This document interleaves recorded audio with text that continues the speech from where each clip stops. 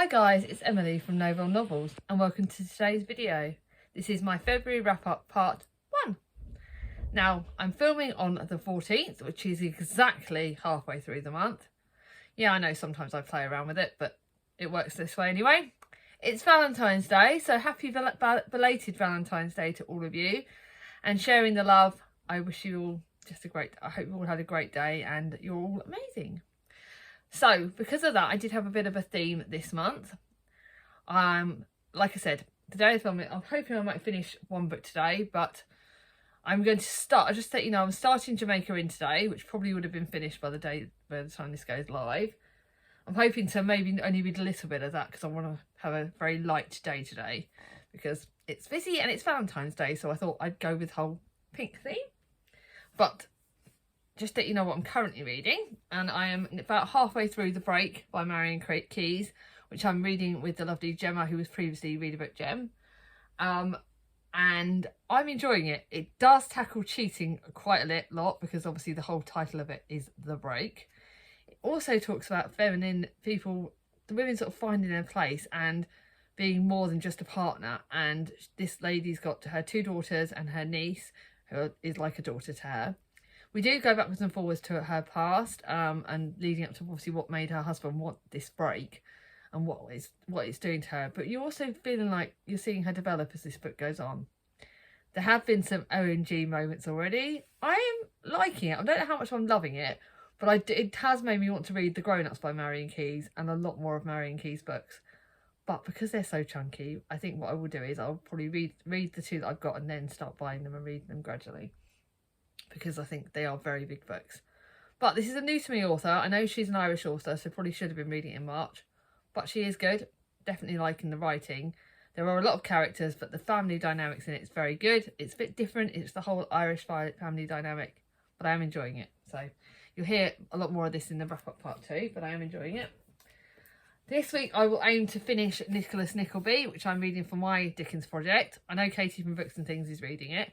I'm actually pretty much more or less buddy reading it with my sister Charlie from Charlie Book Reads, and she's given me some spoilers and I've given her some recently. But I'm reading this a lot differently to what I've read previously, and obviously I would have spoken about this a little bit in, I don't know if I spoke about this in my wrap-up part 1, but in my January wrap-up part 2. But I'm reading it like in 100 pages in one day and then waiting for a week and then reading 100 pages, because I find definitely reading it in these bigger chunks are working for Dickens, because I've got more time to absorb it. I still don't know how much I'm absorbing, and some days I'm reading this, I'm not as with it as others. As you well know, I've had a few flare days, but I'm on the way up on that front. So yeah, I'm definitely doing better. I think this could be like 4 or 4.5 stars. It's not as good as David Copperfield or Great Expectations, but you can definitely see how this is when one of Dickens' earlier works, and you can definitely see how he's progressed, and this is the start of him creating some great characters. I love Nicholas Nickleby. I do like his sister Kate. His mum's a bit of a dappy sausage. The villain, I will not be telling you who that is, but I hate him, but I like to hate him. And then we've got another character, Smike, who I love. So I'm really, really enjoying this book. And then the book I'm aiming to read a lot of today is, I've read about 100 pages of it, and that's Sweet Temptation by Lucy Diamond. This is a very light contemporary. I'm guessing it will probably only be 3 stars, but it may go up depending on how I do with it today. You're talking about a sort of fat club in this, which is quite problematic, but I can see both sides of that. I went to Slimming World. I did go to a group, and I can see that the friendships in that group and the support in the group was amazing, and that's how I got myself healthy. I was doing it because of health. I needed it because of my health. But some of the principles in this, I'm hoping it doesn't portray those sort of groups in a bad way, and it does it in the right way. And I'm hoping that the friendships in this come across as more important than weight. I don't want it to be focused on purely on weight. It should be focused on being healthy, looking after yourself, and positive body image, because that's really very important to me. Yeah, this may get better. It's just a very pink book. Yes, Alice, it's a very, very pink bloody book. Just because I like contemporary doesn't mean I like blooming pinkiness, okay? I'm not a pinky person.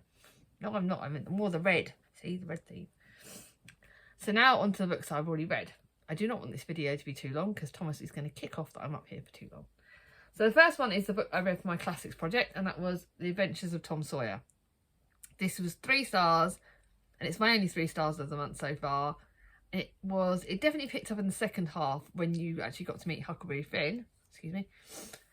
But it was okay. It was an alright book. I'm not necessarily going to pick up loads of Mark Twain books or the rest of the series. It's it's a children's classic. Would I have enjoyed it more as a child? Possibly. But certainly it's just an okay book. So actually, it's not actually one I'm going to keep actually. So it's my first of my charity shop. Bye bye. The next one is my Alexandra Potter book, Who's That Girl? It's a very light contemporary. Again, this was very light. Chris picked this for me to read because he thought it looked fun. And this was, imagine if you could meet your younger self, what would you learn? And I think the lessons in this is true. How much of this person grew over the 10 years, but how much of it she lost herself. She found that ambition took over her true personality. For me, I feel like I would like to, if I was to go back, obviously I don't want to go back too long because that would change me meeting my children, meeting my partner and having my children, and that would never change. 10 years ago. But looking back exactly 10 years ago, Mia was a baby and it was before Thomas was even thought about. Or she was probably, you know what I mean. And I would probably tell myself to stop beating myself up about motherhood, to find my inner strength and to go with the flow. Because I spent a lot of my early years with Mia and Thomas when they were little, trying to be someone I wasn't and trying to beat myself up about parenthood, thinking that I was the worst mum ever. Trying to copy Charlie from Charlie But Reads because I thought she was the best mum ever. She is still the best mum ever, but I tried to be someone I wasn't, and I think that's who I would tell my 10-year-old self. Actually, that's a good one. In the comments below, if you remember at the end of this video, let me know what you would tell yourself if you met the person you were 10 years ago. So meet the person you were 10 years ago and tell them, what would you do? This book is about growth, and it really is about really what's important. As you grow older, do we lose that magic and that innocence of youth? Do we lose that fun bit? I've certainly got more fun, I feel like, in the last 10 years. I've met some great friends in the last 10 years, and I finally found myself. But that's one of the things I would take out of that. Now, the next one was 3.5. No, I'm on my 4-star books already. See, I've got, to be honest with you, I've got 7 5-stars this month already. And that's not counting the fact that I've got my Page Toon book to read. I've got The Last Reunion to read. I have got a Colleen Hoover book that I'm borrowing from a friend to read. I've also got a Rachel Joyce book, which I've added. Oh, well, that's another thing I'll tell you.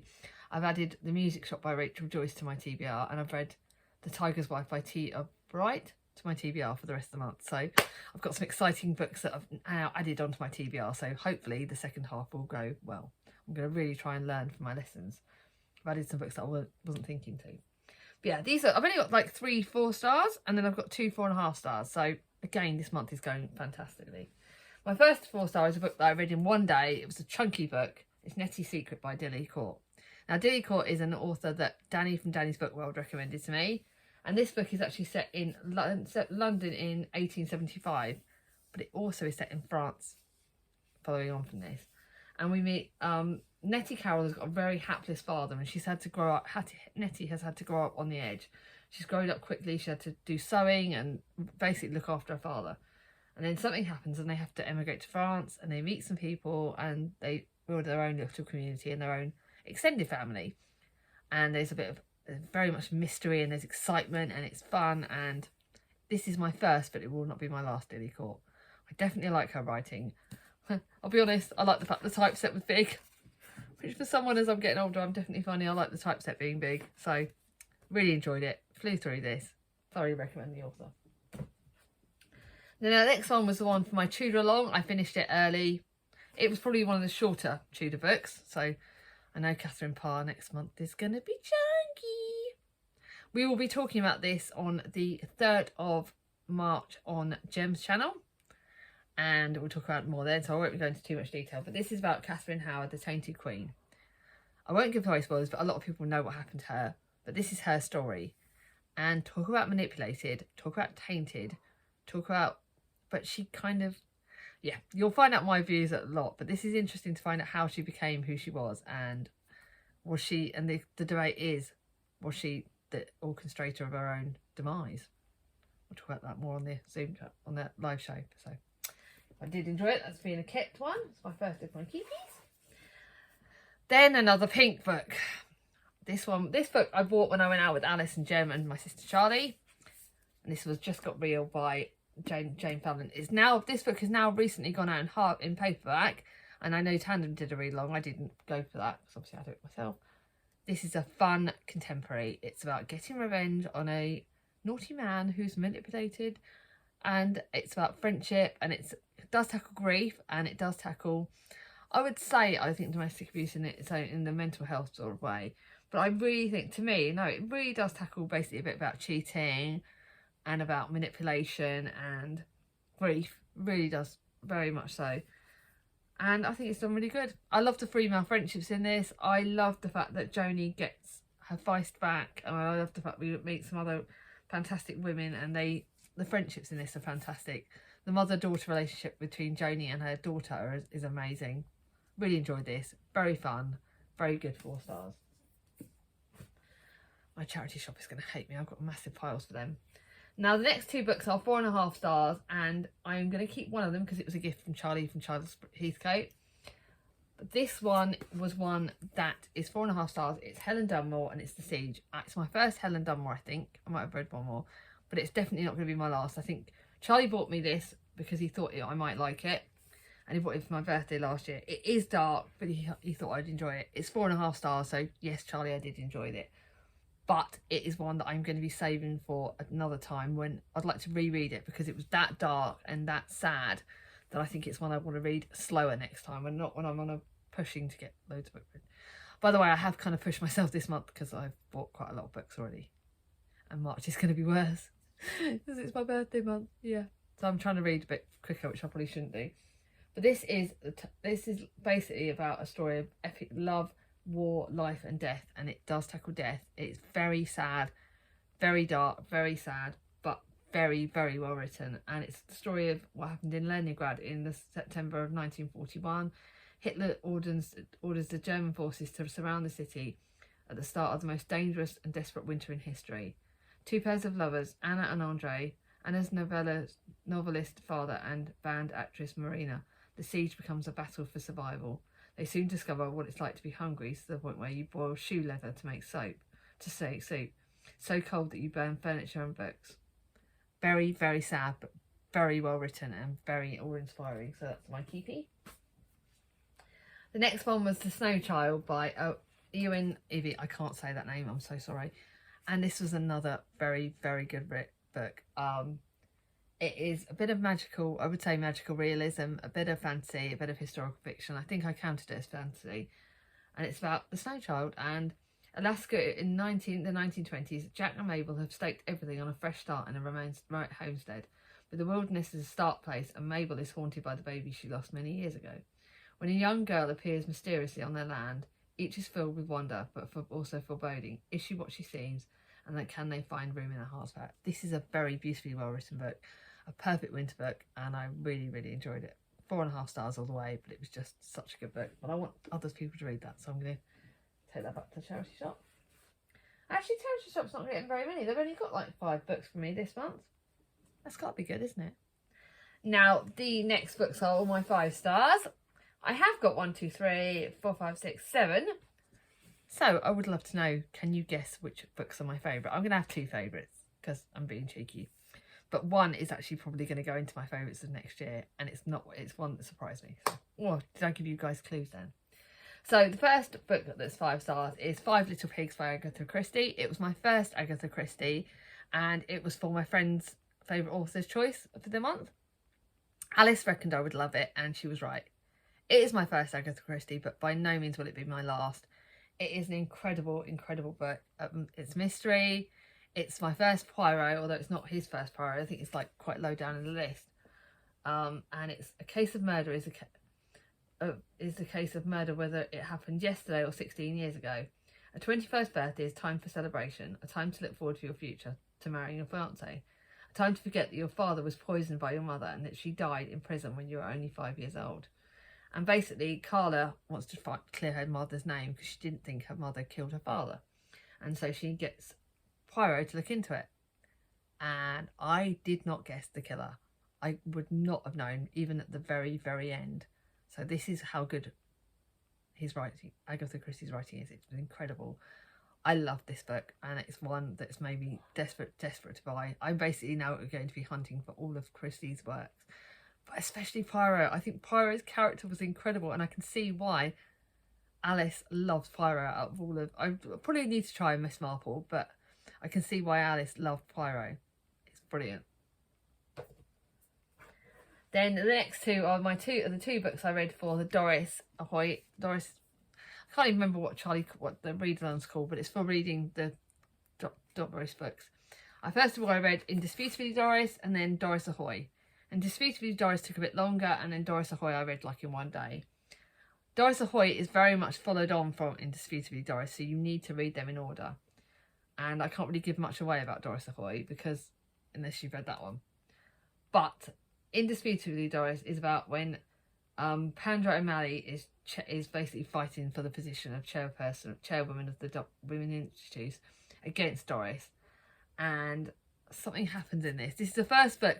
Like Doris's first book, it was incredible, but it didn't spring up as much emotion. It was still 5 stars, but this book actually was the first of Doris's books that made me cry, and it did make me cry. And I loved Doris even more. I loved Errol in this. I loved their grandson. There was a new character, Erin, who I loved. I can't really give much away to tell about how that she comes into it. But this is incredible, and it is a real mixture of laughter and cry. But this is the first one that actually had made me cry as well. And then you've got the second book, Doris Ahoy, which is really good. At the moment, I'm kind of thinking Indisputably Doris might be my favourite of these 3, which is different from last time, because last time I thought Our Doris was my favourite, but this time I'm thinking Indisputably Doris is. But I've got Royally Doris to read next in March, and that'll be completing in the series, and Charlie's writing other books at the moment. Charles Heathcote is amazing. He's an amazing author. His books make you laugh, and like I said, they now can make you cry as well. And he's just not just he's my friend, but he's an incredible author. So yeah, pick up these 2 books. The next one I read was actually the Prison Doctor, The Final Sentence. I will keep this one, and this one is more about set in a prison where they've got international people that are being sent back to their home countries. This is very sad, very hard-hitting, but very well written. Very good, no question. I'm going to keep it as well. Actually, the next one I'm going to lend to my mum, even though I know Charlie wants to borrow this actually. The next one is Away with the Penguins, which is one of my seasonal reads, and it was recommended to me as well by the lovely Nikki from Red Dot Reads. She'd recommended it quite a lot, and I know Jack had read it and loved it. Jack from Spread Book Joy. And this is the story about Granny Macready, who's about to go on the journey of a lifetime, and she meets the penguins, and it's very, very good. And Sweet's nagging me already to come back in. Very good again, and Veronica basically meets her grandson that she didn't know existed, and there's an expedition. Again, we've got emotional bits in this, and nature and people not being... I think for me the big thing that sprung out was that it's about people not always being what you think on the first impressions. First impressions not always right. For me they tend to be, but they're not always right, because the first impression that Veronica gets of her grandson was not very nice, and as she gets to know him she realises there's way more, which is why I enjoyed it. This is a very, very good book. Mum's going to borrow that. Now, one that Charlie wants to borrow, so I will be getting this back, and that is The Wolf Den by Elodie Harper. My mum will not read this. This is prostitution on its highest level in Greece. And yeah, Mum, you would not like this at all. But it's brilliant. This was recommended also to me by Jem from Gemma Books and Danny from Danny's Book World.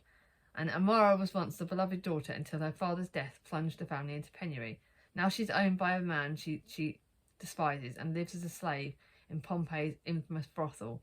Her only value is the desire that she can stare in others. This is amazing. I thought it would be more like fantasy, but it's historical fiction. And basically, I have got on my Amazon wishlist now the House with the Golden Door, the second in the series. I'm buying it. I'm keeping this. Charlie can borrow it, but I want it back. Bloody, bloody good. Could not put that blipping book down. And then lastly was a book. Technically, I reread it, but because I read it the first time I read it, it was Charlie's book, and the second time I read it, it's my own copy. And this is one I'm keeping. And this is The Black Flamingo by Dean Atta. It's a book written in poetry. This is not about being ready. It's not even about being fierce or fearless. It's about being free. I love this book. It really springs out to me in the fact that it's promoting people to be free to be who you are, It's about identity, it's about teenagers. It's incredible book. It's one I'm keeping and rereading over and over again. It was one of my favourite books from a couple of years ago. So that's another reason why I read it, and I can't promote it enough. I think everyone knows about that book anyway.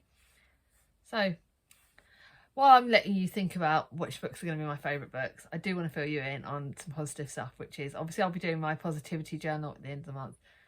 But my flair is kind of touch wood, I'm touching everything, is that I'm getting myself back together this month. I really feel like, I don't know if it's because spring is approaching or what it is, but I feel like I'm getting back together, getting my pain in order, I'm getting back on track, and I want to thank you all for all your support. I've now been diagnosed with a new condition, health condition, which is Raynaud's, which affects my circulation. But even that I'm tackling, and I want to thank you all for all your support. You mean the world to me. So roll on my positivity journal at the end of the month, and I'll be sharing more things that have made me happy. But yes, so what do you think my favourite books are? Okay, favourite 2 books are The Wolf Den by Alicia Harper. This could potentially go on my favourites for the year so far. I loved it that much. And then why did I put it so low down? 5 Little Pigs by Agatha Christie. This surprised me how much I loved it. It was incredible. Do I need to say more? So, like I said, in the comments down below, if you want, you don't have to do it. This is just obviously optional. But let me know what you would be telling yourself from 10 years ago if you met her or him. I'd love to know that. Let me know what your favourites of the books of the month so far have been. I'd love to hear. And I hope you all have a good rest of the reading month. Take care, everyone. Bye-bye.